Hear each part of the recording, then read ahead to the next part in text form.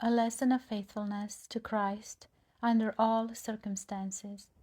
He that is faithful in that which is least is faithful also in much, and he that is unjust in the least is unjust also in much. John Milton, the chief of poets, held the post of Latin secretary under Cromwell. At the Restoration he was of course dismissed from his office. He was now poor and blind, and to these afflictions Charles II added political persecutions. He fined him and doomed his writings on liberty to be publicly burned. Nothing daunted by these fierce and multiplied trials, the great poet retired to private life, evoked his mighty genius, and produced Paradise Lost. But after he had endured the ills of poverty several years, Charles, feeling the need of his matchless talents, invited him to resume his former post, with all its honours, emoluments, and court favours. But Milton knew that the price of this honour must be silence on the great question of human liberty. Therefore he did not hesitate a moment. It was a strong temptation. The bribe was splendid. By merely keeping silence, he could have honour, abundance, and high position in exchange for poverty, persecution, and neglect. But this could not be. The poet loved truth too well.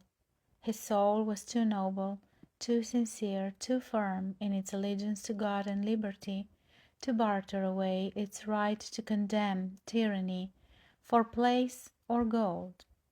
Hence he spurned the royal offer, clung to his principles and his poverty, until death called his free soul to enter its congenial heaven. And so gentle was the summons, so sweetly calm was his unruffled spirit in the hour of dissolution, that his friends knew not the precise moment of his death. How sublimely beautiful the grand old poet stands out before the mind in this fact. Harassed, tried, aged, and blind, having the power to turn the enmity of a royal despotism into favour by simply refraining to speak and write on the liberties of mankind, he grows majestic in his poverty as he nobly spurns the bribe in obedience to the voice of duty. For the truth's sake, he holds fast to poverty and obscurity. To maintain the right of free speech, he sacrifices himself and defies the power of the king. Noble Milton! As the author of Paradise Lost, seated in his study, surrounded by the sublime creations of his genius, he wears an aspect of sublimity. But in that act of fidelity to God and liberty, his attitude is far more grand, sublime, and beautiful. As the first of poets, he shines resplendent with intellectual lustre. As the scorner of the royal bribe, he exhibits the moral grandeur of a faithful man. He fills our ideal of the man of faith, standing defiant and unawed amid the dashing waves of human power, because upheld by an immovable trust and by an unconquerable allegiance to the invisible God. Well did the ancient heathen exclaim of a good man in similar circumstances, "See a sight worthy of God." Now, beloved Christian, while you admire the moral majesty of Milton, you should toil to acquire a corresponding faithfulness to truth and duty. It is true, you may never be brought like him into a strait where the choice between duty and present interest will have to be so distinctly and positively made. But by 1,000 little things your fidelity is daily subjected to strong tests.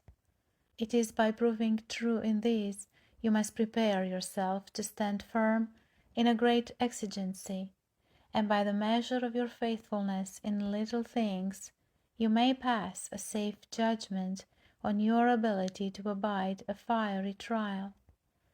If selfish policy, if self-interest and self-seeking are the determining motives of your actions in your ordinary intercourse with mankind, if you are ready to take advantage of the ignorance or necessities of men in matters of business, if envy, revenge, wounded vanity, or any other low motive has a dominant influence over your conduct, you may be assured that in a severe test of integrity like that of Milton's, you would prove false to truth and duty. You would kneel at the feet of power, and meekly kiss its sceptre for the sake of its smiles and rewards. Such, at least, is the judgment of Christ, who asserts that he that is faithful in that which is least is faithful also in much, and he that is unjust in the least is unjust also in much. To become morally great, therefore, in peculiar exigencies, you must habitually cultivate the elements of that greatness in the hourly occasions of life.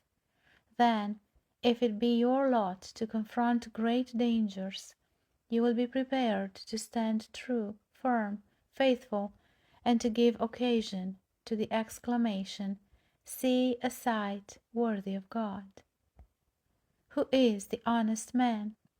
He that doth still and strongly good pursue, to God his neighbour and himself most true, whom neither force nor fawning can unpin or wrench from giving all their due.